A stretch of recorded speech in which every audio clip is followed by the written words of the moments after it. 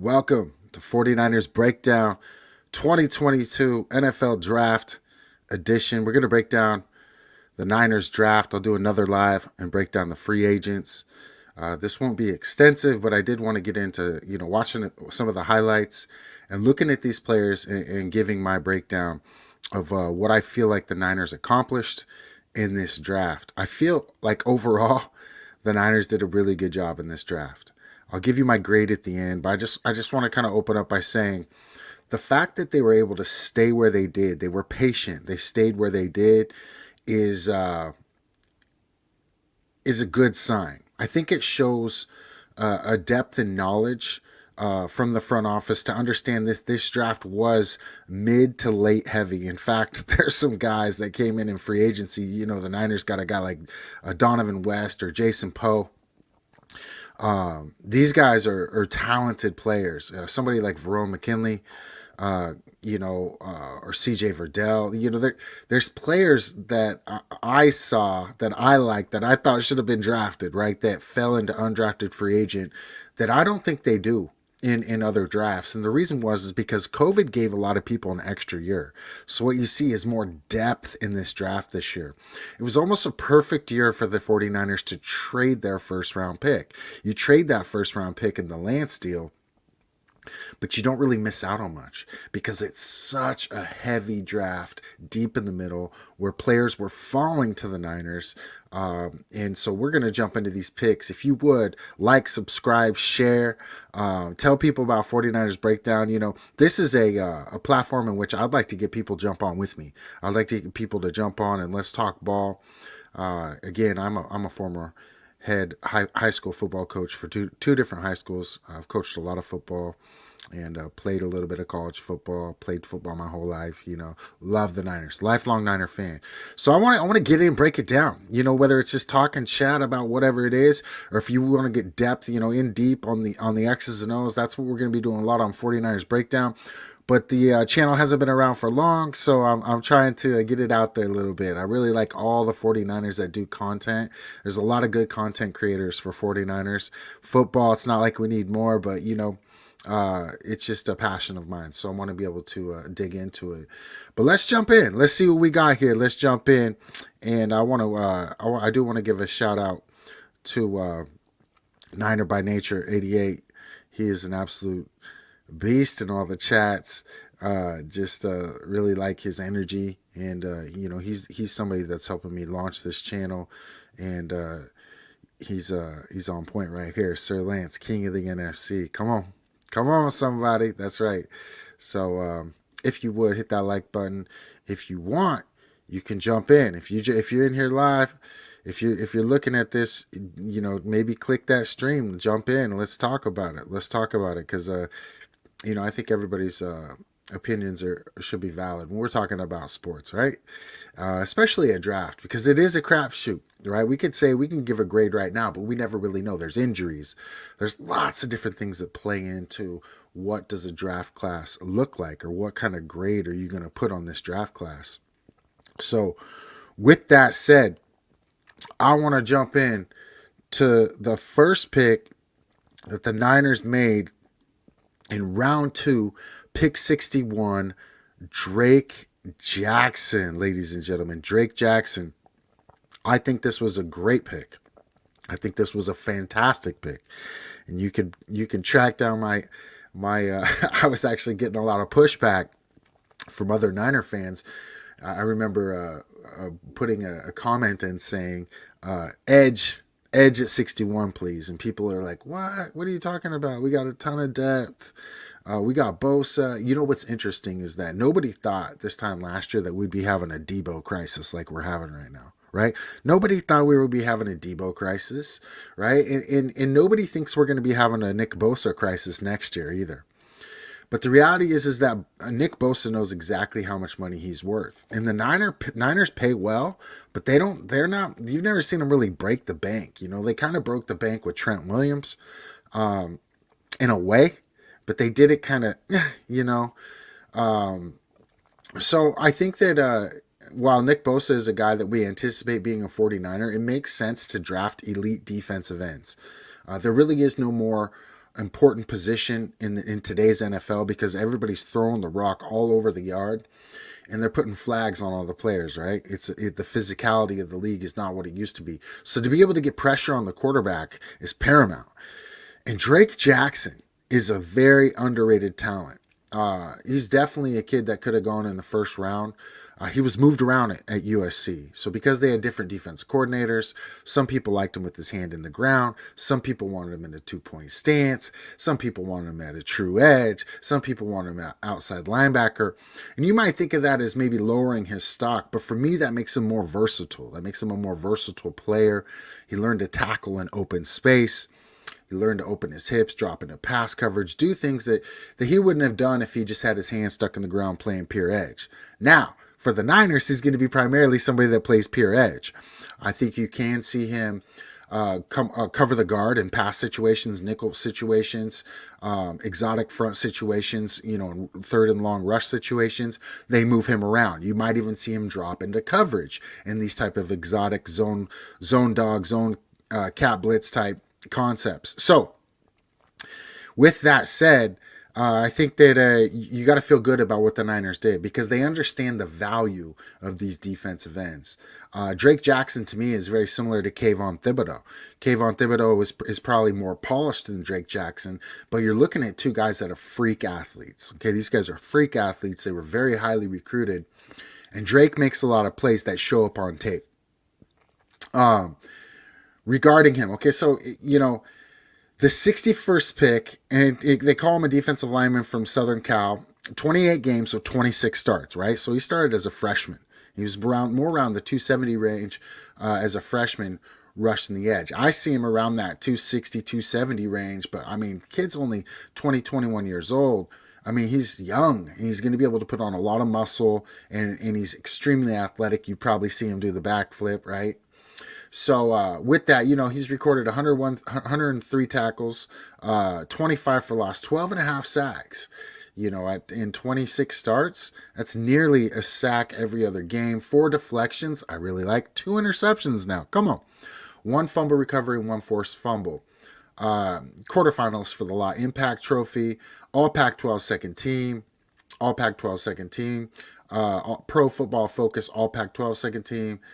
Phil Steele, All Pac-10 second team. So with that said, let's take a look at Drake's tape here. I think we want to look at his tape and get an idea for what kind of player he was. Let's break down some Drake Jackson.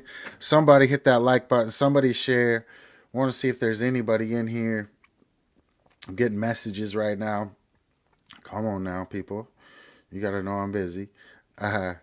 But again, if you could like, share, subscribe. I got like 15 subscribers at the moment, but it ain't about the quantity. It's about the quality, right? But with that said, we just want to try to grow this channel. So, but I know there's other channels, other channels that are live right now and whatnot. But we're going to get into some video here on Drake Jackson. Sorry about this real quick. Let me just get this. Okay.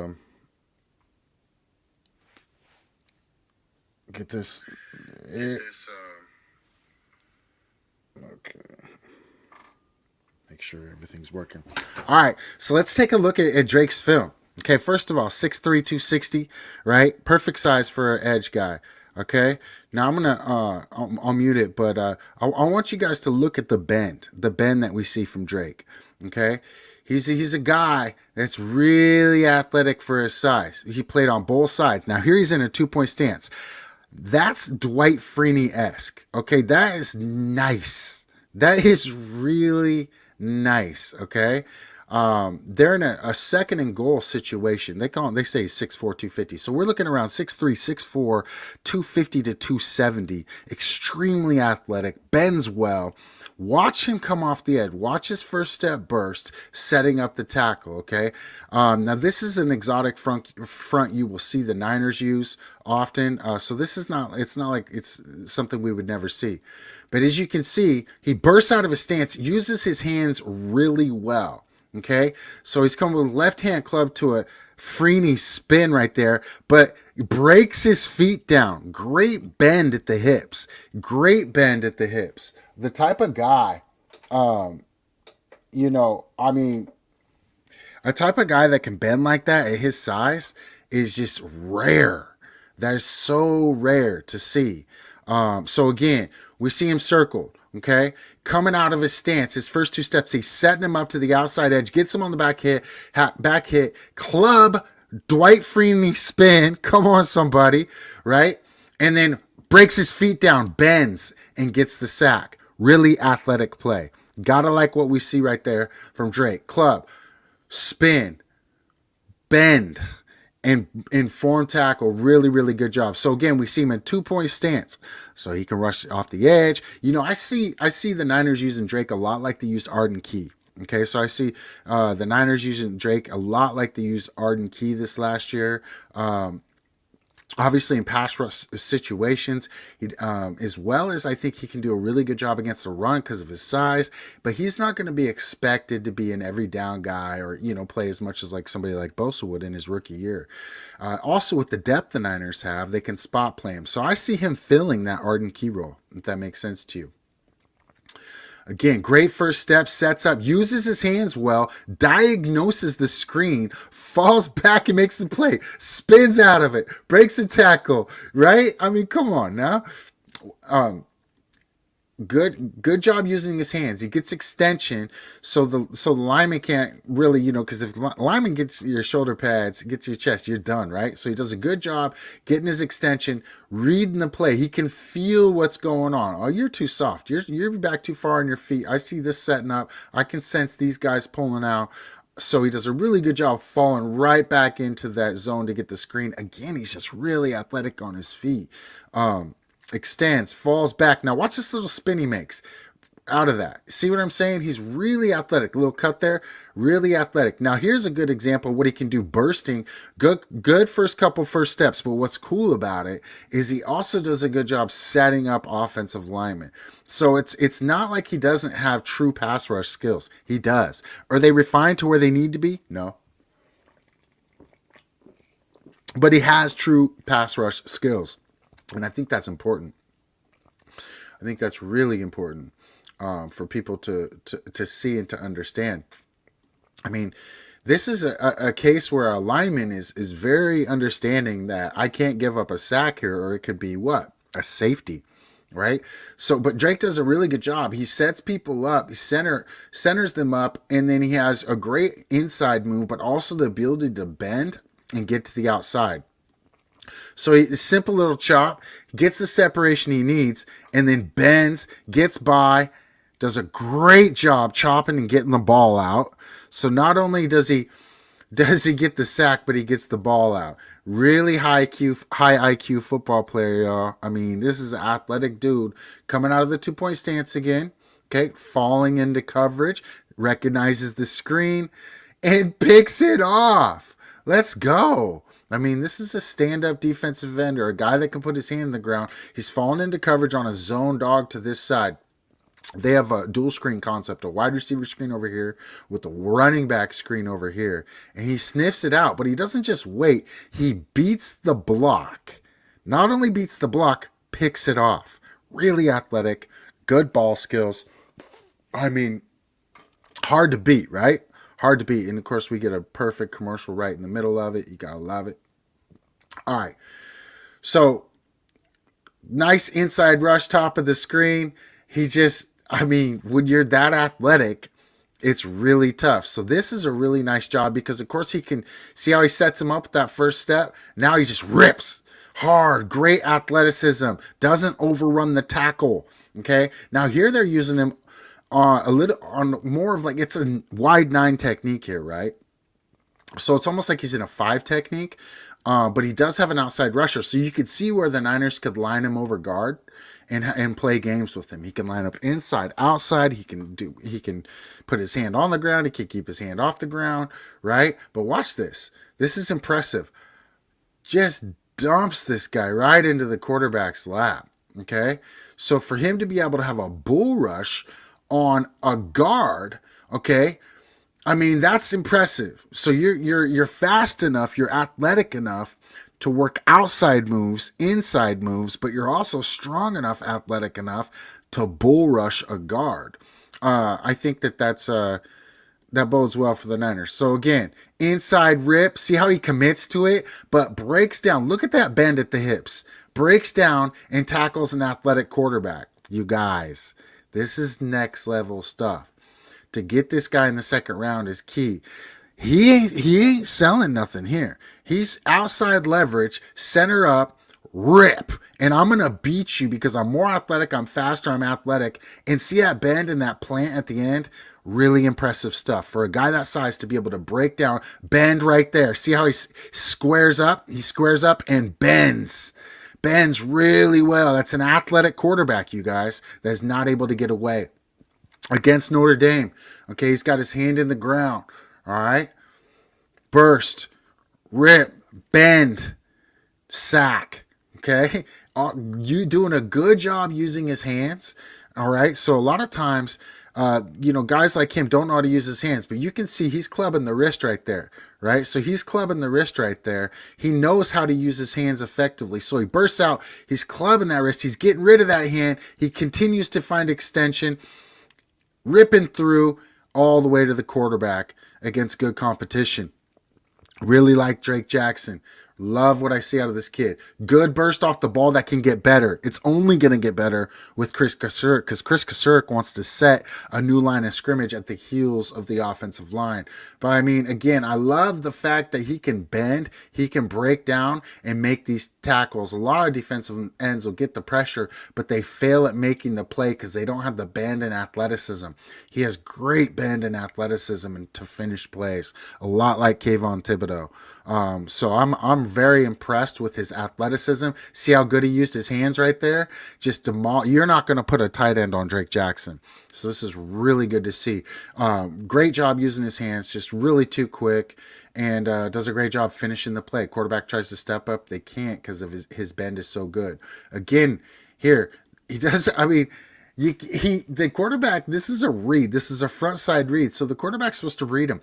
Drake does a good job of settling down with his feet, but keeps pressing. So by the time the quarterback hands the ball off, he can go either way. That's a play.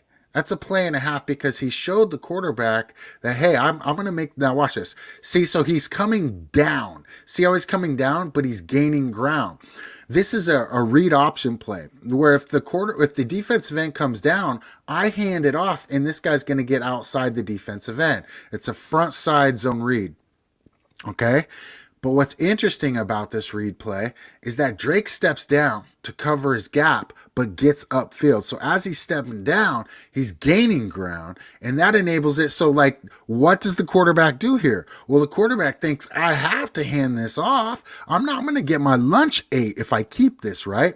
But Drake is so athletic, he's able to shrink the ground, gain ground, and then what? Get out and make the tackle on a receiver or a scat back, running back in fly motion. Come on, let's go. Let's go. This guy can play. This guy can absolutely play.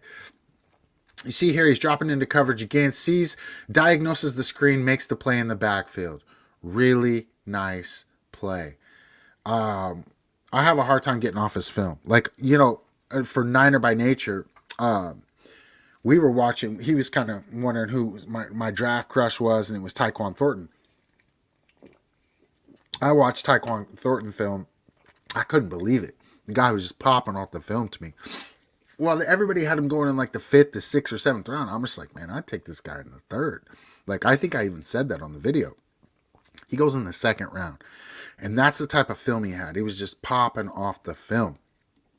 Well, I hate to tell you, but Drake Jackson is a little bit raw in some areas, but he pops off the film to me, like Kayvon Thibodeaux. He really pops off the film. Get up, get down. I mean, just a beast. The guy is strong, athletic. I mean, you can't find any holes in his game. Look at his hands. Finishes, right? Gets to the play. Oh, I'm going to get that ball. So he didn't even make the sack, but he's there. He's active. He's making plays. Just really athletic. They try to chip. He does a good job chopping. Gets that ball right in the air. And you notice how he's always trying to take it to the house when he gets that rock. This is a great job here. Shrinks the play down, blows it up in the backfield. Again, that's one of these front side read plays where the quarterback doesn't know what to do. What's he supposed to do here? We're not blocking him, we're reading him. Well, guess what? He's too good. Now, if that guard was supposed to get him, he's got too much depth in the backfield. If they're running some type of G play or a kick play trap, like a long trap versus a defensive end, he's just too athletic. Again, great burst. They're trying to double team him up here. Great burst against a Pac-12 opponent, coming off the edge. Doesn't quit, hands up, doesn't jump, doing nothing stupid. A boy is athletic, great hips, does a really good job. So with that said, I think we gotta like what the Niners did in the second round with Drake Jackson. I think it's a great pick. I think it's a great pick. So for me, we're starting off the draft with an A. Right off the bat, to get a guy like Drake Jackson in the second round at pick 61 without having to move, phenomenal. An absolutely phenomenal pick by Lynch and Shanahan. I love it. There's not a more important position in the NFL. The Niners need good quality depth there, with D Ford being right. Sampson came on at the end of the year, but he had injury issues. Kimoko Ture, okay, could be a player. Jordan Willis, good backup. You got to have depth there. Omenahu, he's not the type of guy. He's not the freak athlete that we see here. He's good. He's serviceable. He could actually be very good. But he's a bigger. He's more of a, an Eric Armstead type in a way. Just not that strong. He has more burst, more natural pass rush from the edge, can play true defensive end. But he's a bigger dude. Drake is a freak. I mean, this dude can absolutely ball. So I'm very excited about Drake Jackson. I could just stay on him this entire time. But let's go check out our round 3 pick. Okay, let's look at our round 3 pick, Ty Davis Price. I really like this pick. Now I'll grade this one at a B. I'll give it a B because I don't like taking running backs in before round 4. I just don't do it, But I think the Niners addressed a real issue. And here's a guy that averaged almost 5 yards per carry in the SEC, right? Out of 211 carries, he's averaging almost 5 yards a carry in the SEC. That's money. The things I like about Ty Davis Price is that he runs downhill. He has great quickness for a big guy, but he's a one-cut runner. That's what the Niners are looking for. They're looking for one-cut, hit it and get it type runners, right? So he's a guy that can one cut and go, but he's also has a fantastic jump cut for his size. His size to speed ratio is really good. His infield GPS, so like his in-game GPS speed is really fast. Some guys are fast off the field. Some guys are fast on the field. Ty Davis Price is a guy that's fast on the field. Lastly, I'll say that he's known for having tremendous character, leadership, and work ethic. So I think you're getting a guy that you gotta love in Ty Davis Price. Let's check out some of his highlights here. We don't have a long list of highlights for Ty, but as we watch him here, you're gonna see this is like a G concept. Niners run a lot of G concepts. Of course, they're famous for their outside zone stuff, but they do run a lot of gap concepts. And see how he hits it and gets it. He's not playing around. He's running downhill, breaking tackles, great leg drive. He keeps his legs going on contact. I see a little bit of Marshawn Lynch in this guy. Which I like. Drake Jackson, I saw a little bit of Simeon Rice in Cameron Jordan. I see a little bit of Marshawn Lynch in Terrell Davis and Price because he just gets. See how he's vertical, right? He runs a little tall, but it's strong running, right? It's strong running. He's like a Robert Smith with power. Another G concept, okay, off a read, and he's just, see how he's that long strider like Robert Smith, but he's vertical power runner. Okay, he's got great short vision. His long run vision downfield can improve, but his in gap first to second level vision is excellent. I mean, supreme. He's the type of guy you just want to hand the ball to on the goal line and say, walk it in, bro. You know, because you're power runner, you're fat, you're just a guy that we feel comfortable handing the ball off to and getting the yards we need. So when you're looking for a back in the red zone, in the goal line area, that, you know, takes a couple guys to bring down, Ty Davis Price is the guy. He's a one-cut runner that runs downhill. See that one-cut burst running downhill? It's exactly what the Niners need. We need a guy that can carry a lot of speed. His infield GPS again. See that one cut right there and puts his head down? Okay, we need that guy. It's a type of player, remember, at almost 5 yards per carry in the SEC. Okay, so again, here's that one little jump cut. Okay, I'm gone. Okay, so he has great first and second level vision. Great first and second level vision. See that little hitch step? Hits it, gets it, pushes, and you don't see him catching him. Okay, so the in-game speed for Davis Price is phenomenal. Is he a guy that's going to run a 40 and blow your mind with his pads off? No, but he's the guy when he puts the pads on, does a great job. Breaks the tackle at the line of scrimmage, bursts. They even have to horse collar him. So they got 2 guys trying to tackle him there. Again, this is against Florida. G-concept, running tough, breaking tackles. You know, needs to hold on to that rock there. I'm glad he got it back. But you're seeing a guy, short bursts, one cuts, right, and getting north and south. This is the type of runner the Niners want. This is a Marshawn Lynch. That is just absolutely gorgeous. Terrell Davis type. We got to hit that back. My goodness. So let's go back a little further. Now that burst, see that cut to the outside? Absolutely fantastic job. Holds onto the ball well here. Now in this specific play here, I want you to watch his jump cut because this is a big boy. This is a big boy. And watch his jump cut. Whoop! You see that? Whoop!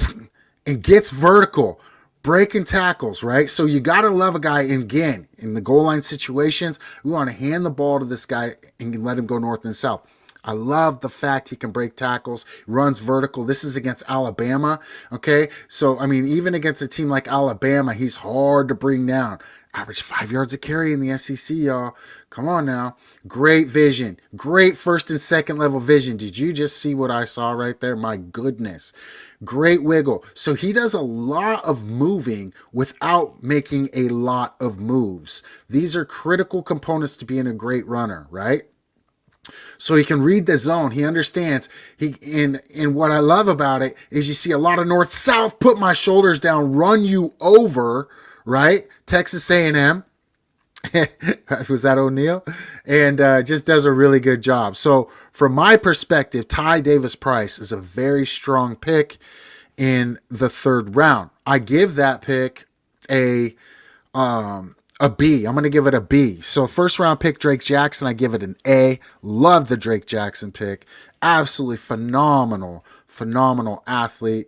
And I'll give the Ty Davis Smith pick a B only because I have a hard time drafting running backs in the first 4 rounds, right?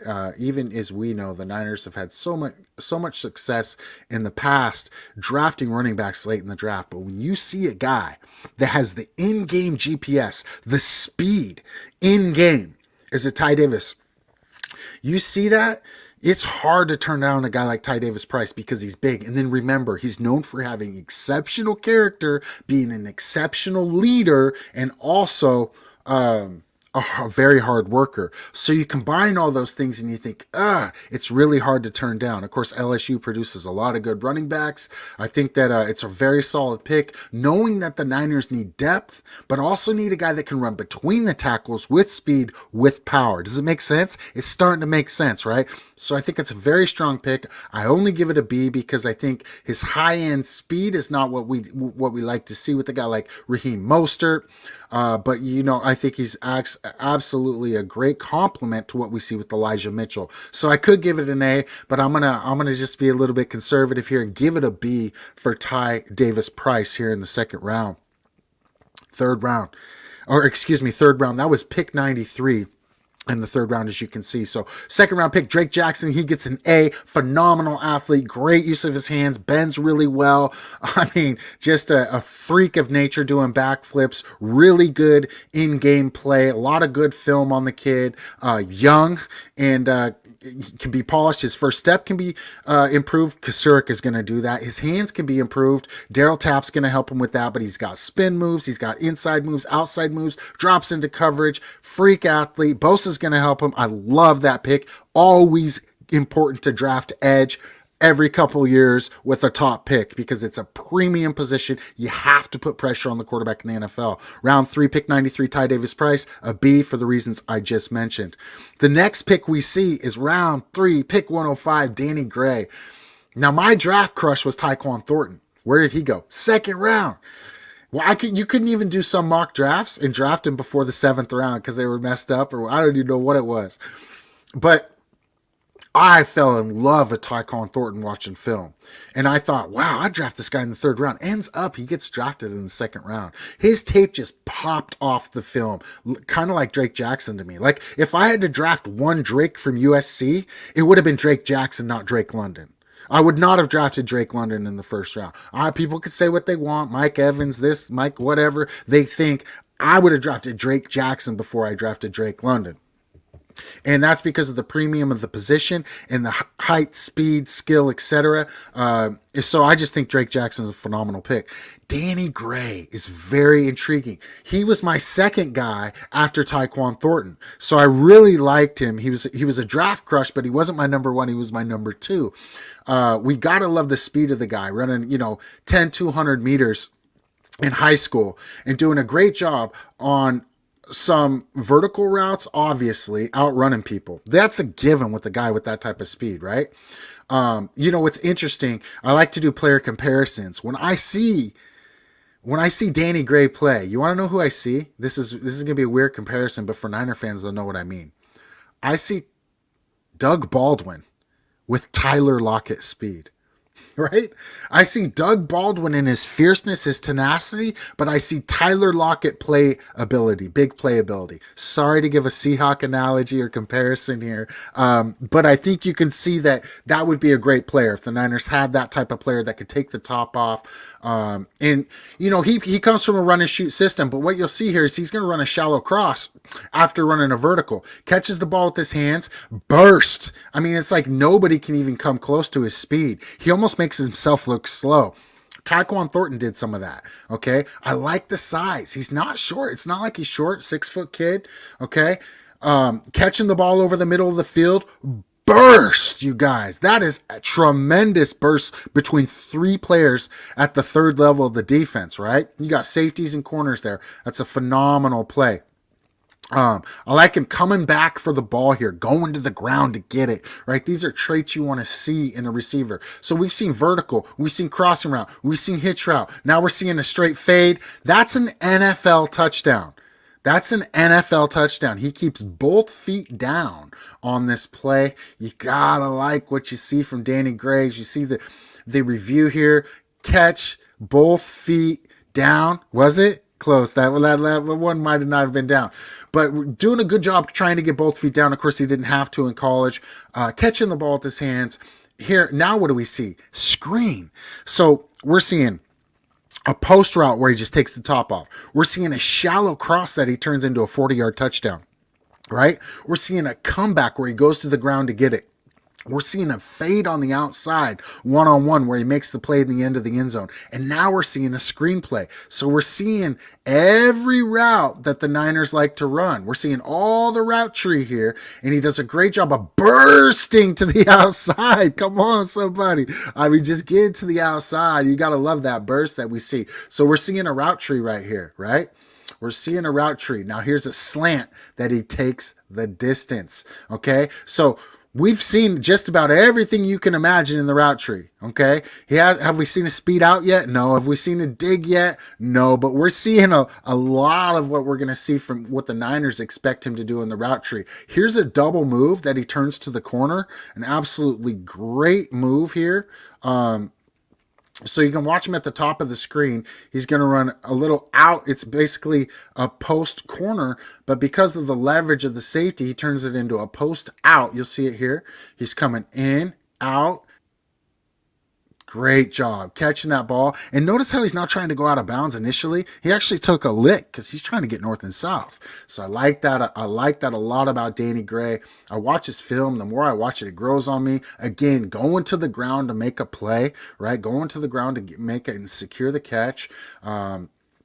Here's a little switch route. So that's kind of like a dig route. Okay, a little switch route on the in concept and taking and making guys miss and getting outside and using his speed. So, I mean, this is the type of guy that runs through tackles, runs away from people, taking a little swing screen here, puts on the brakes, splits two guys, showing toughness to get to the end zone. How can you not like what you see here, you guys? This is the type of guy with 4.3 speed at 6 feet tall, right? I mean, get north and south, not afraid of contact on a deeper middle route there. Again, a little shallow cross. He actually takes that off the jump. So he has great ball skills. That's a batted ball that he turns into a house call. He's taking a batted ball into a house call. See that? Great ball skills. Really good vision and gone. So this is a guy that takes track speed to the field. So that's why I'm saying he reminds me of who? He reminds me of Doug Baldwin, but with more speed. You know, he's got the toughness of a Baldwin. He the tenacity, but he's got the speed to take the top off, right? I even mentioned earlier, he's like, you know, he's a Marquise Goodwin. I told somebody with hands, right? With tenacity. He's got that big playability off the outside where he's just going to run by people, okay? But he's also got the toughness to be able to take licks. So I really like what I see from him. Coming back to the ball there. Notice he's not trying to go down. There's a lot to like about what we see with Danny Gray. A Texas kid, Texas football player. Y'all know how big Texas is when it comes to football. And again, wide receiver screen, breaks the tackle, vertical, not afraid of contact, getting tackled by bigger players.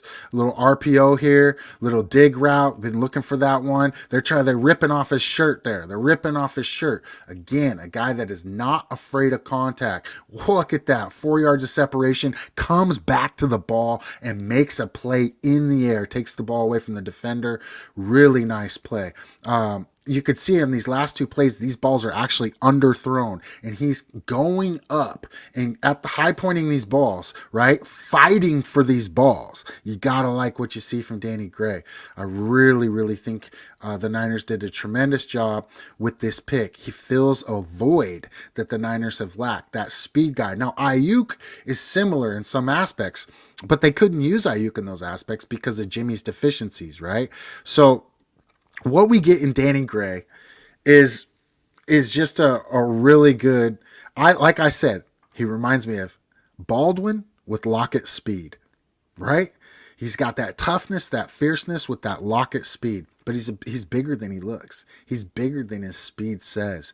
And so I'm very pleased with the Danny Gray pick. I give it an A. To get this guy in the third round where we got him, I think is a really good pick. I loved his interview where he said, I'm going to show all these receivers that were picked before me what's up. You know what I mean? He's got that dog mentality, and I love it. I just think that's absolutely the right mindset to have. And he fills a void that we've been looking for. He fills a void that we've been looking for since, Goodwin left. We tried to get it with Benjamin, but we couldn't do it because Jimmy can't throw the ball deep. So we never really had it. But those first three picks, I give an A, a B, and an A. I think they could all be A's. Because Ty Davis Price, I really like the pick. I just hate picking running backs in the third round. But you know what? If you hit a gold mine with Ty Davis Price, how could you think bad about that? So I'll give it a B just to be conservative, but I really want to give it an A minus. I'll give it a B plus, right? B plus on Ty Davis Price. So we get an A with Drake Jackson. Love that pick. Tremendously versatile, flexible, great skills, great athlete, good motor. I mean, just good kid, young. Oh, man, I love that pick. And then Ty Davis Price, really good, solid B plus, A minus type player, really good in-game GPS speed, one cut runner, north and south, runs people over, fantastic jump cut for his size, great first and second level vision. A lot like Terrell Davis. I think it makes sense. It makes sense. And then Danny Gray here at pick 105. I give it an A. You're looking at a guy again. Sorry for the Seattle Seahawks comparison, but he just reminds me of a Tyler Lockett with Doug Baldwin mentality, right? He's that speed guy with just ferociousness. So I really like what we see there. In the fourth round, we get Spencer Burford. And of course, a lot of people don't know who Spencer is, and he goes under the radar. But I love Spencer's mentality. I love Spencer's mentality. When you watch him play, he plays with a mean streak. He reminds me a lot of Laken Tomlinson in a way. Laken played with kind of a mean streak. He was a lot better than people thought. People, kind of gave Laken a bad, just an overall bad grade a lot of times. He did have some mistakes, but it's obvious the reason why Laken got paid the way he got paid is because he's a very solid player. So I see Burford as like a Roger Saffold, Laken Tomlinson type that could really do a great job at left guard. Played a lot of tackle in college, but he played really all across the board. So as we begin to look at his film, we don't have a lot of film on him, but he's just an athlete for his size. Okay, athlete with tenaciousness. Now, what I like about this is he's polling. All right, so you can get a glimpse of his athleticism on his pole, and you can also get a glimpse of his tenacity. How does he want to approach these guys when he gets to the second level? So you see him striding, coming up, boom, just flat backing that boy and looking down and telling him about it. Right. Flat back in that backer and then looking down and telling him about it. Gotta like that. Niners do a lot of G pulls with their guards. They pull with their tackles. I don't like him as much at tackle. I'll be quite honest. I think he's serviceable, but I think he's meant to play left guard in the NFL. I really do. I think he's a prototypical. You can see even from his feet that he does a good job anchoring, but they're not the quickest in the pass sets. But from a guard perspective, he's really good. So he takes little guys and just thugs them, right? He absolutely mauls them. He ain't playing around. Pulling again, getting up to the next level. He wants to eat. He likes contact. Now, here's a good pass draw where he's got to pick up off a stunt. And I really like what we saw there. I love how he sets his feet inside. Look at this. Drive into the echo of the whistle. Quick first step for a big guy, not the best hips, but you see how he uses his upper body to just muscle people and throw them. Here's a front side pull where he finds work, gets his chest into the guy. Great job on the double down. Little high. He gets a little high, but he's tenacious. And that's a better job of driving with a good base. Little high again, but he's tenacious. He makes up for, see that? He's doubling up to the second level. These go by quick. So we're going to jump back. Right here. You're going to see him throw a guy to the ground, doing a good job muscling, okay? Now, in this play, he gets out, finds work, right? Puts his chest on somebody. Right here, he's going to double down tenaciously. A little high, but he never gives up on his guy. Same thing here. Double down. Never gives up on his block. Playing to the echo of the whistle. Burst into that guy, up to the second level, never giving up, driving the guy to the ground. Look at this guy. This guy's a mauler. He did a really good job at the Senior Bowl. Nice cut from the backside. When Niners will do some of that, not as much these days, but this just shows his IQ. Like, look, if I can't reach that guy, I'm going to cut him from the backside to open up that cutback on the zone play. Here we see him pull again, get in a dude's face and flat back him. His pad level plays a little high, but he's young, and the Niners are going to be able to coach that stuff up. You can't coach tenacity, right? You're either a dog or you're not a dog. Spencer's a dog. And you can just, when he talks, you can just hear it. He's like, look, I'm coming to play. And I love how he stays with his blocks to the whistle. That is so difficult to teach. But he is just tenacious in the way he plays. Look at that. Come on. I'm going to flat back you twice. Great job here. Staying on his block again, getting up to the second level. Really like what I see out of this dude. I think that the Niners did a good job scouting him from a small school. Look at that burst to the outside, okay? So burst to the outside, stays with his man, does a great job of body position. Oftentimes what you'll see from big fellas is they're trying to flat back guys on the second level and they completely miss. He's smart enough to realize I just got to get in this guy's way. He can't come through me. He ain't going through my chest. So from what we've seen with Spencer, I think you gotta love what the Niners did there. I give that pick an A. I think that his position versatility, being able to play both tackle and guard, his tenacity, what I saw him do at the Senior Bowl, you can watch some of those highlights. He's the type of guy you want to get. When you lose a guy like Lakin, it's tough to replace. You got to find guys that are tenacious. Aaron Banks has all the tools you want, all the athleticism, all the size, but does he have that tenacity? Well, this is the perfect player to put in the competition to bring the best out of Aaron Banks. He's going to bring the best out of Aaron Banks. Trust me. This boy is a dog. He's going to make Aaron Banks earn the job if he gets it. And I think Spencer's the type of guy, he's going to challenge for the right guard position if he doesn't get the left guard position. He's just got that personality. He's got that tenacity. I really like the pick. So again, I give it an A. I just think it's a very, very solid pick. So we got an A in the first round for Drake Jackson, a B plus for Ty Davis Price, an A for Danny Gray, and an A for Spencer Burford. I'm sorry. I love these picks because the Niners were able to stay. They were able to stay where they were. They didn't have to move up. It was the perfect draft, last draft, to trade your first round pick if you could move up and get a quarterback. Because the draft was so mid to late heavy because of COVID-19, it gave so many players another year to play. So all of a sudden now you have all those guys coming out, but then young guys coming out that would normally come out. And so what you end up with is a really deep draft. I mean, we got guys like Donovan West. I mean, these type of players that should have been drafted that we're getting as free agents. So I love the pick of Burford. He's a dog. I give it an A.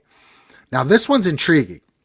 Round 5, pick 172, Sam Womack. Now, the one thing I like about Womack is that the Niners are addressing a need here. Okay?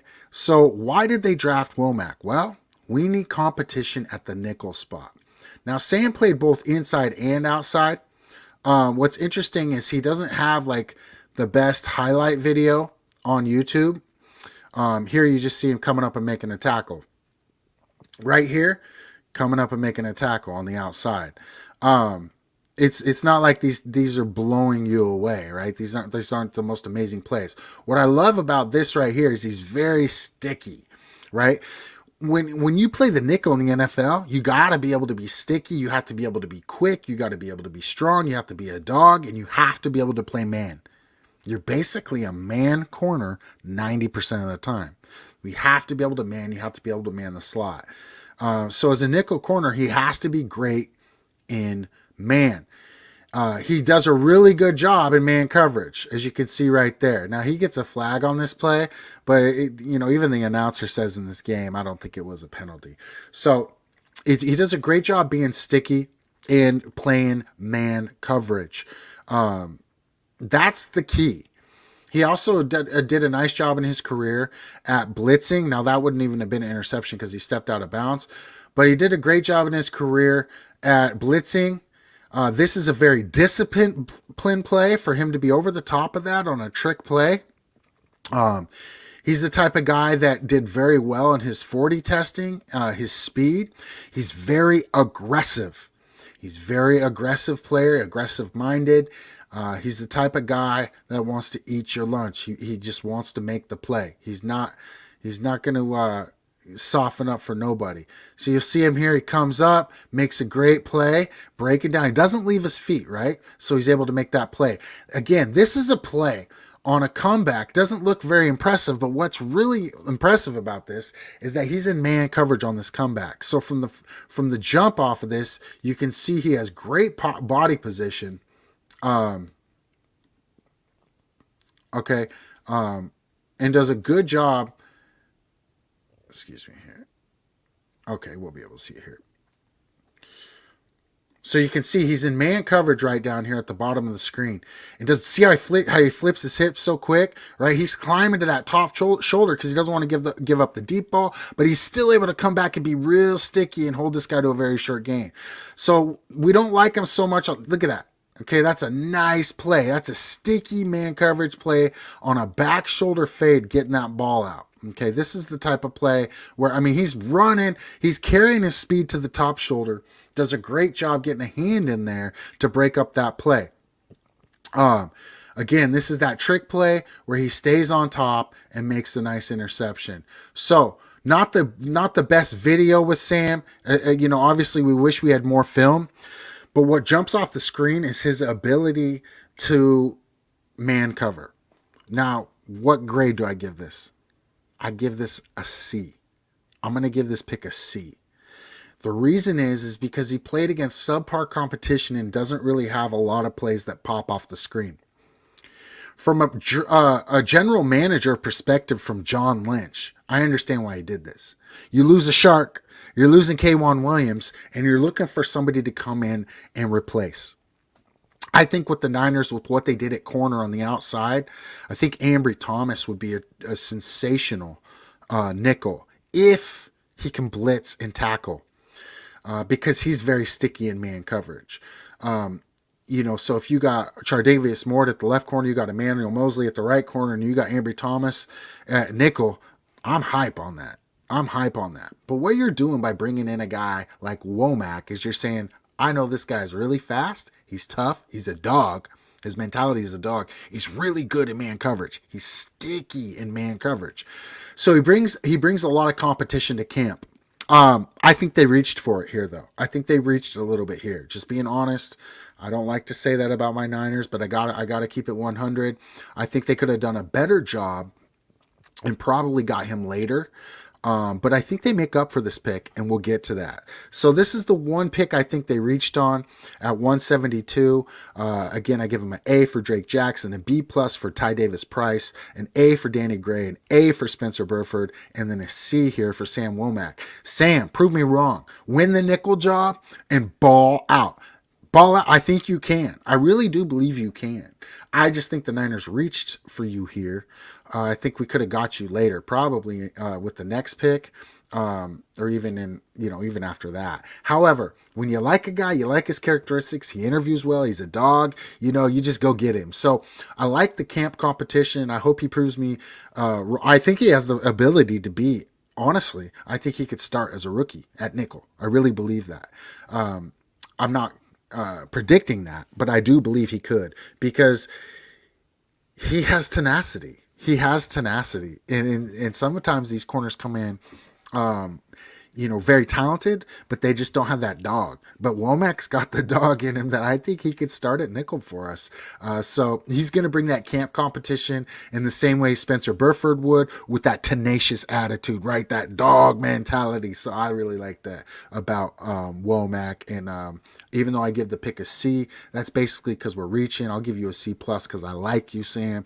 But I think you could turn out to be a really good player. So if you do, then the pick is a great pick. Round 6. All right, Nick Zakelj.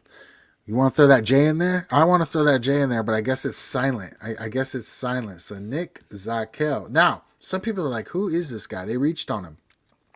But when I broke down his film, I actually liked him. I thought that he showed athleticism that was really difficult. Now, here he is at guard, okay? This is at the Senior Bowl. Look at his base and his quickness, okay? He did a good job from left to right, okay? Now, here's the one-on-one. He's doing some reach blocking. He's getting in to, a legitimate defensive end here.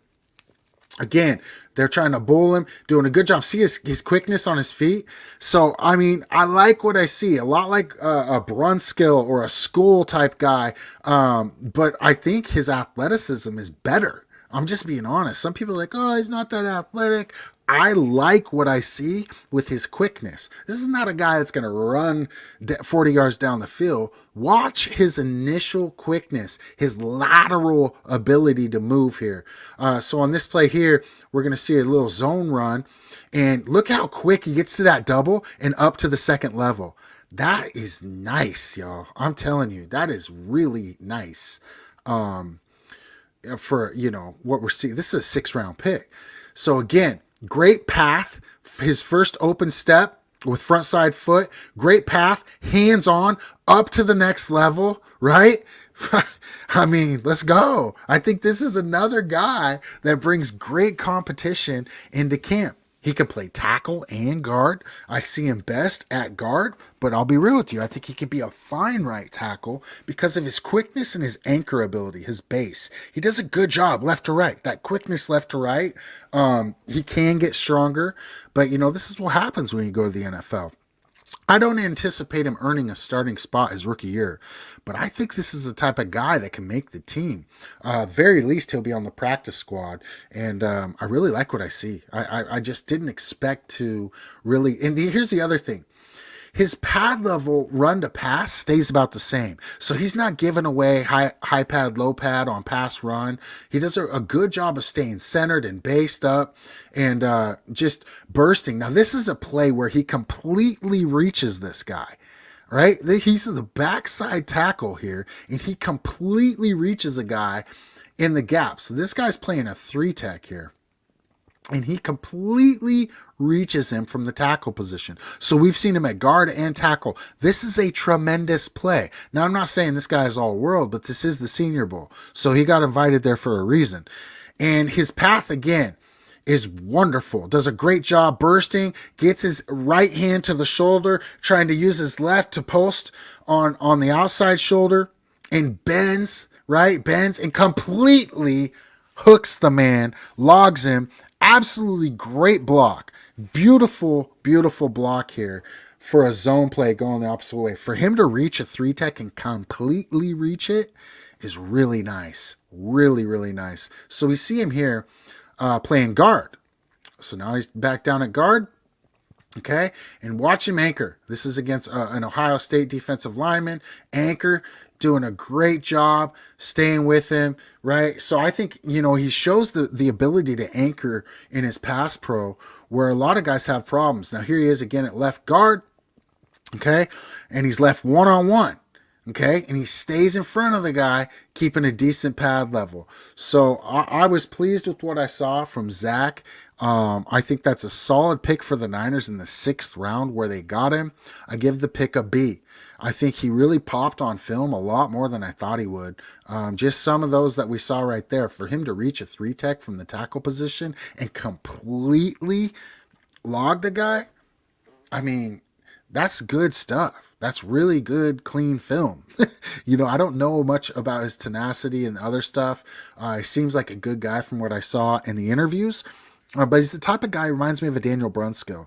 People talk bad about Brunskill, but remember, these are late round picks, undrafted free agents that can become starters for your team. So they have really high value. And that's what I see with a guy like Nick Zakelj. I just think that he's got really good tape. Not the best athlete in the world, but good tape, good ability, gets stronger. He can be a solid contributor for the 49ers. Our next pick, Kalia Davis. Now, Kalia is interesting. He's an interesting prospect. You get a little DJ Jones out of him, right? You get a little bit of Ridgeway, like Hassan Ridgeway. You get that first step burst out of this guy that a lot of defensive linemen just don't have. Now, of course, he's injured. He's going to have to rehab. But to be able to get a guy like this in the 6th round, when you have a very deep defensive line, I think makes sense. When you put on his film, you can't help but see DJ Jones. You can't help but see a guy that really bursts up the field. Does a real nice job getting off the ball. So here you're going to see him. He's in the 3-tech. But watch his burst. Watch his burst. Boom. Look at that. He sets a new line of scrimmage. The type of defensive linemen that the Niners want are guys that get off the ball and set a new line of scrimmage in the backfield. We want to get vertical, get to the heels of the defensive lineman and set a new line of scrimmage. His burst for his size and ability is really nice. Really nice.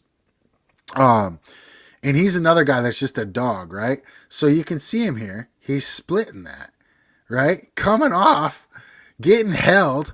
Just a dog in here. Just a dog. Not a lot of film on him.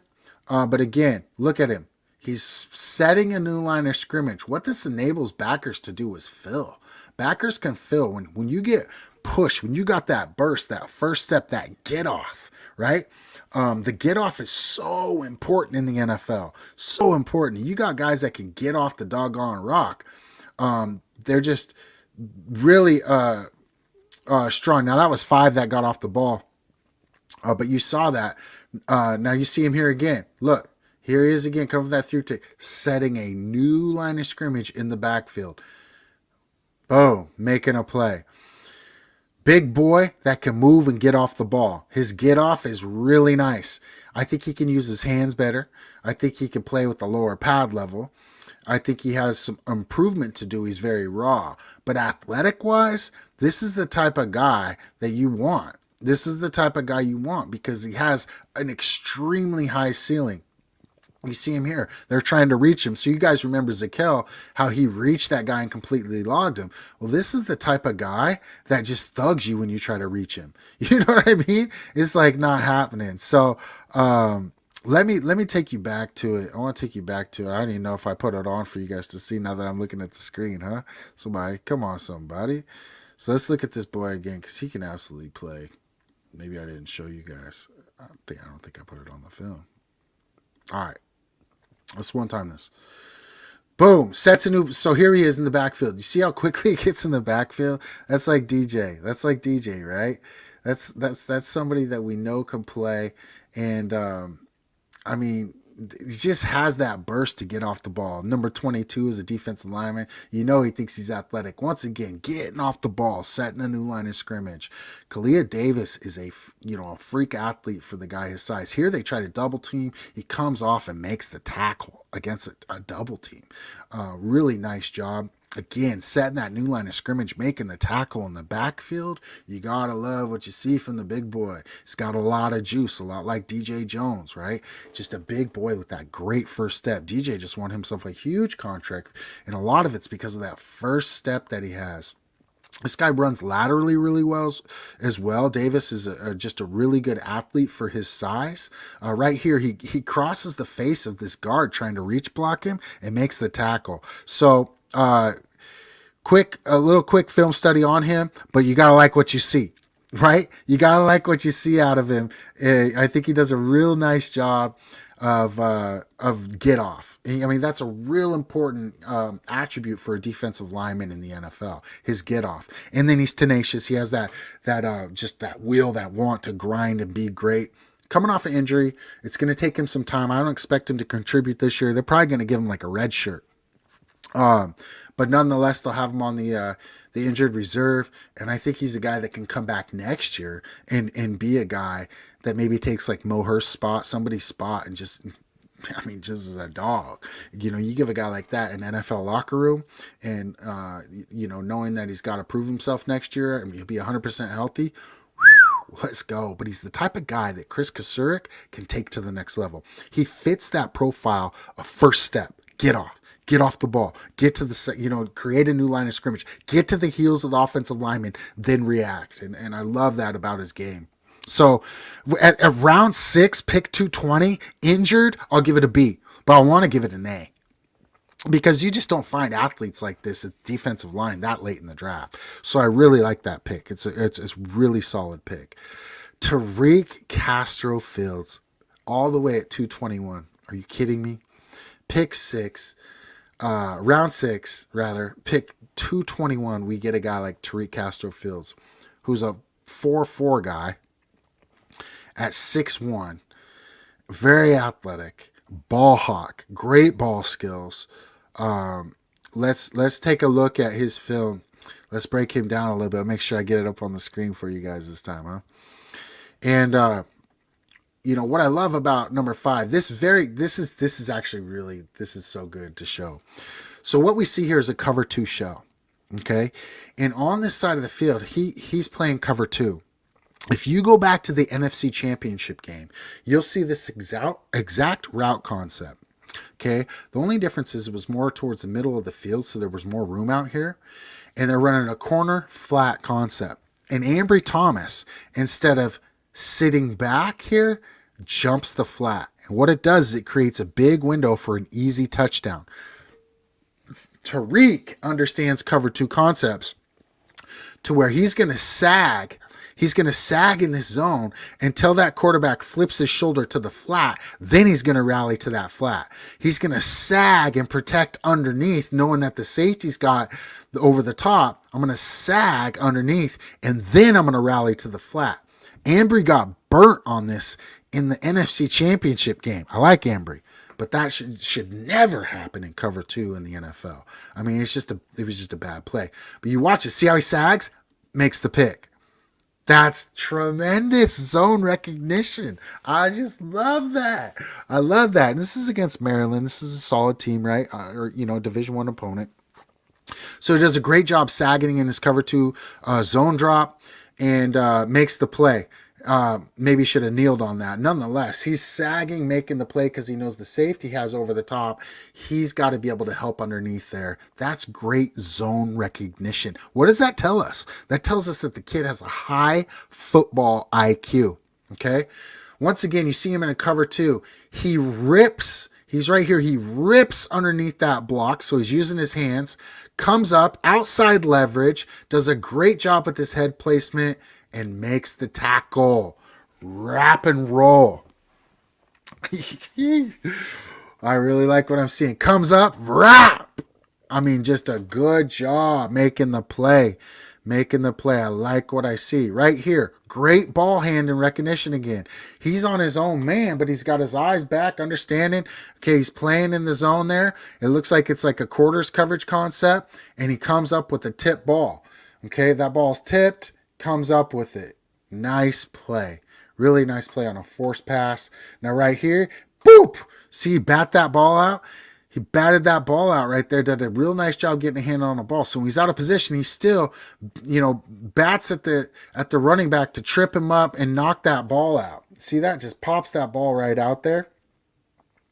Nice play. On a screen play, he comes up and picks it off. Okay? So, I mean, Let's watch this again. See where he's at? He's coming from the corner, you guys. And he's got linemen right here. And he just completely makes them miss and jumps in there to make... I mean, come on. That's a corner going in there with them big boys. And he just completely makes two linemen miss and intercepts the pass. The quarterback's like, yeah, guys, you want to try to block him? Yeah, you two guys. You want to block that corner? Because if you block him, we're to the house. And what does he do? He splits. He just jumps right in there and makes that. That's a high level play. Great football IQ. Great talent. I mean, that's a play. That's a play that should have been jumping off of boards for defensive coordinators in the NFL, I would think. Great job tackling. He always wraps and rolls. He does a really good job of wrapping up when he tackles. Watch. See how he's always wrapping the legs. He does a good job of chesting them up, form tackling, and wrapping and rolling, getting them to the ground. Again, comes up, wrap, roll. You see what I'm saying? He just does a real nice job. He's not afraid of contact. He's got great speed, great size. He's almost beating the receiver to these routes, like right there. It's like, why are they throwing this against him? So he does a real nice job. You'll see him. They're trying to run a wide receiver screen. He beats the block and almost beats the receiver to the ball and just does a great job throwing that guy back. Really good player. Coming up, wrapping up. Nice job by Tariq Castro Fields. I mean, I'm just surprised. When I watch film on certain people, I give them a grade just by my experience. And I'm just blown away that a guy like Tariq Castro Fields is available at pick 221 in the 6th round. So we talked about Sam Womack and me giving that a C grade. Well, it evens out because this is an A grade. Tariq Castro Fields, round 6, pick 221, a taller corner at 6'1", that's running a 4.3. Do you guys see his film? Great zone recognition, really good ball skills, the ability to play man and zone, not afraid of contact. Coming up, splitting linemen to break to intercept screens. Great job form tackling. Woo, man, this pick is just nice. Nice pick. I'm just absolutely thrilled with this pick here. And I think it makes up for the Sam Womack pick at pick 172.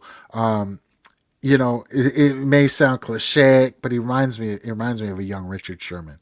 He's the type of guy, maybe not the ego or the attitude, but he has such a high football IQ from when I watch him play. Just think about him dropping off in that cover 2 to get that interception.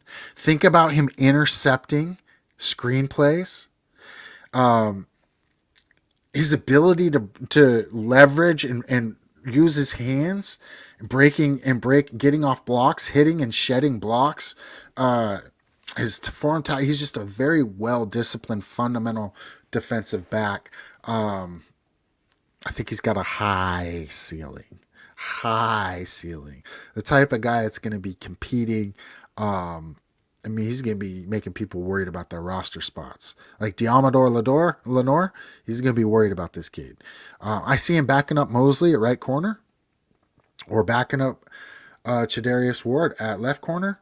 I think this guy is a great scheme fit for the 49ers. They like to play, cover 4. They like to play cover 2 man. They like to play cover 3. They like to run zone dogs, man dogs, and he can do it all. And he's got great football IQ. I love this pick. This is an A. This is an absolute A. I would have taken him where they took Womack in round 5, right? I mean, it's just amazing that Castro Fields is available at that pick. I just shake my head. That he should have been picked in the 3rd or 4th round, in my opinion. That's the type of player Tariq Castro Fields is on film. And I got a little bit of football knowledge, and I'll just tell you, I was huge on Tyquan Thornton, and I told people I would take him in the 3rd round. Some people thought I was crazy. He ends up going in the 2nd round. His film just popped off the screen on me, and when I watch Castro Fields, I'm like, 6th round? Like, no, 4th round, 3rd round maybe. So very, very deep draft enables somebody like him to fall to us. Wow, what a great pick. Now we get into the 7th round. Brock Purdy. We need a camp arm. It kind of boils down to you need a camp arm. The kid's just solid. Played really good ball at Iowa State. He's not very tall, 6'1". He's not extremely athletic, but he's a leader, and he's a guy that competes at a really high level. So with that said, I don't hate the pick, but I wish we would have got Verone McKinley here. I think the one area the Niners did not address was safety. They did pick up 2 safeties in the draft, or excuse me, an undrafted free agency. But both are kind of hybrids. Verone to me could have been a Jimmy Ward replacement. I don't see. Now, Odom is somebody that people are sleeping on. I like Odom a lot. I just think that it would have been really nice to get a speed guy at safety. But of course, we got Tavares Moore coming back. And, Hufanga is obviously can play kind of the hybrid role. He might even get faster in his 2nd year. He's probably working on his speed this year, I would imagine, with Troy Polamalu. But again, Verone McKinley was another guy that just popped off the film for me, and I thought that he was would have been a tremendous pick here in the 7th round. However, you can't go wrong with a kid that played as well as Brock Purdy for a camp arm, and I could see him beating out Nate Sudfeld eventually, right? I like him. He has incredible touch on his passes. Good player, but does he fill a need? Not really. Okay, he's just a camp arm. With that said, he does a really nice job on his touch passes. He reads the field very well, throws a really nice tight spiral. And he's got mobility, as you can see here. He'll make guys miss. Does a good job throwing the ball downfield, a lot better than Jimmy. I don't care what anybody says. So he's more athletic, and I really like the touch on his passes. I think if Brock Purdy was 6'3" instead of 6'1", he probably gets drafted a little earlier. I think people were concerned about his height a little bit because he's not like a tremendous athlete, even though he can get it when he needs to get it. But he's savvy. He sees little pump fakes and this stuff. He's breaking these tackles. He's not no punk. He wants to get in there. But really nice job reading the field. I mean, he's a guy that played high level football, and underrated athleticism for sure. Really good mechanics, pretty quick release, and he's just savvy. Got a little Drew Brees to his game, right? He's got a little Drew Brees to his game. The way he throws the ball is athletic, but not the tallest guy. Very accurate thrower, touch pass, not an incredibly strong arm, but he can make all the throws. I like the traits. I think it's a good pick. I probably would have went with McKinley and just, picked him up as an undrafted free agent. But McKinley went to Miami, and we did get 2 safeties, O'Neal being one of them. And I think, the Niners know their roster. So, but that's the one concern I have, is that we didn't address the safety position that I thought we should have. I think that we need to draft a replacement for Jimmy Ward. I think this is probably likely the last year that Jimmy will play for the Niners. Maybe he will take a contract, a team-friendly deal to stay with the Niners and play a couple more years. But it's going to be a tough offseason to sign him with Bosa's contract. So that's why I just thought it made sense. But next year we do have the ability to draft a safety with a higher pick with all the needs filled this year. So with that said, I think the Brock Purdy pick is a good pick. I give the pick a B-. I think it's a good pick. I like him better than Sudfeld. I don't like Sudfeld a lot. I saw him in Philadelphia. I think that Sudfeld is a capable quarterback, is a camp arm, but I don't think he fits the system very well. And I don't think when I see Purdy is the type of guy that he could take Trey's offense and you don't have to change a lot of it because he does have mobility. So with that said, I like to find guys that carry the same traits as my starter. Sudfeld doesn't carry the same traits as Lance. Now you need a guy that you can work against the scout team that can throw the ball around like Sudfeld, right? Because there's a lot of quarterbacks in the NFL that'll just sit in the pocket and throw the rock around the field. So you need a guy like that can do that against your defense. You want that, but as your backup Q, you also want him to have some traits that are similar to your starter. From my perspective, because you're building a system around a guy, it's very difficult to change the entire system, change your mindset regarding how you're going to call plays, etc. I just wanted to remind you guys that if anybody's in here watching, that you can join live and we can talk. You can click that link up there. Let's get in here, jump in here. Let me know what you think. My favorite picks, Drake Jackson and Danny Gray. I love these picks. I love Spencer Burford. I love Tariq Castro-Fields, and those guys would be my sleeper picks. In other words, I see these guys having the potential to get on the field their first year. Drake Jackson and Danny Gray, I expect to be on the field their first year. I think that Price will be on the field his first year as well, and I like that pick a lot. But these 4 guys kind of stick out to me besides Price, obviously. We saw that the Niners re-signed Jason Verrett as well.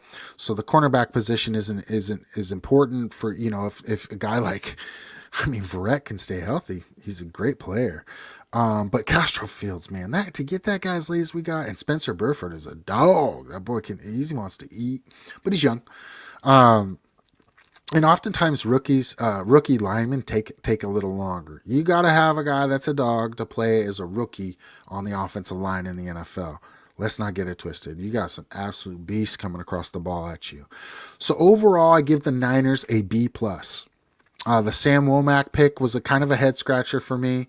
Not addressing the safety position was kind of a head scratcher to me. I didn't see the need to draft Brock Purdy. I thought you could have got a capable quarterback, a capable arm like that as an undrafted free agent and address the safety position.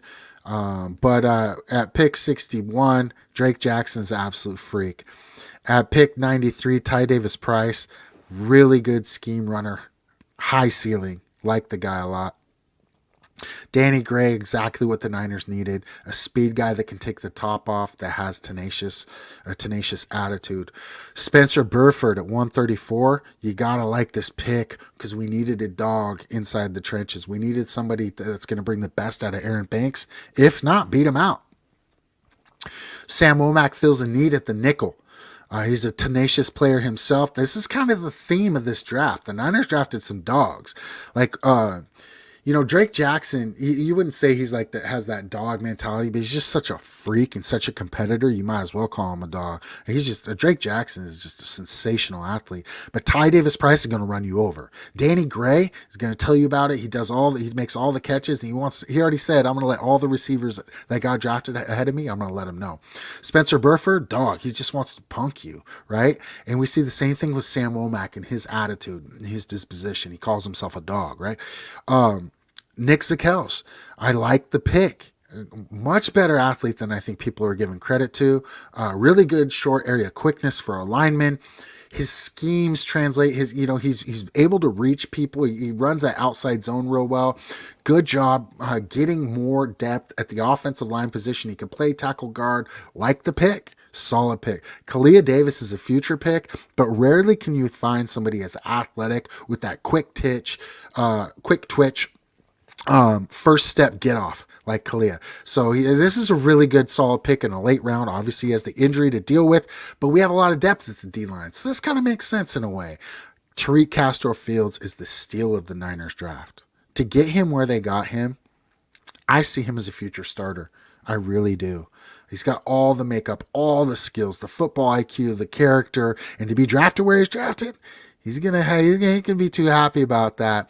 And then Brock Purdy, hey, good player, good character guy, can make all the throws, athletic. I like the kid. I don't think you could say too many bad things about him. I just don't think we addressed the safety position like I would have liked us to. So I give us a B+ in the draft. And that's just keeping it real. I think that's a good grade, right? I mean, if Sam Womack earns the starting job at nickel, this is an A draft across the board, right? If Sam Womack earns his 5th round pick and straight up just comes in and wins that nickel job and doesn't get cut from the team, then I think that this draft is absolutely fantastic. The safety position concerns me at the free safety spot because I don't see a lot of depth behind Jimmy Ward. If you were to lose a guy like Jimmy Ward, who plays free safety? You think about that? Tavarius Moore coming off an injury? I don't know. Who plays free safety? George Odom? Maybe. Maybe that's what they're thinking. But George Odom is a nice player. I will say he's a lot better than a, special teams Pro Bowler. Kind of like Raheem Mostert was a special teams Pro Bowler and then he became a starting running back. George Odom has all the necessary ability to be able to make plays. So maybe I'll do a free agency breakdown on some of these players because I think George Odom's film kind of pops off the screen when you watch him. He's a really good player. With that said, that is my breakdown of the 2022 49ers NFL draft. I give it a B+. I thought they did a solid job staying where they were. We didn't have that 1st round pick because we got Trey Lance, but we know it's Trey area and we're excited about that. And I think that they did a really good job being patient and staying where they were. They did a really good job. So I also have some ideas regarding Jimmy and Debo that I'll probably make some videos about. We'll go live about it. And I'll do the undrafted free agents as well. But I just want to thank you guys for checking out this broadcast. If you liked this breakdown, give it a thumbs up. Maybe share it, subscribe, tell somebody about the 49ers breakdown. If you ever want to come on live, email me. Anybody's welcome. Everybody's welcome to jump on and go live with me. We could talk about whatever you want to talk about. We can have a general conversation. We can open this chat up for the fans. I just want to make this available to all 49ers fans. We can break down stuff. You guys can ask me questions. I'm open, and I just love the Niners. I want to be able to do this because it's a passion. So with that said, faithful forever. Give them a B plus. Excited about this year. We'll get into the undrafted free agents maybe even tomorrow night if I can. So God bless you all and have a great night. Go Niners.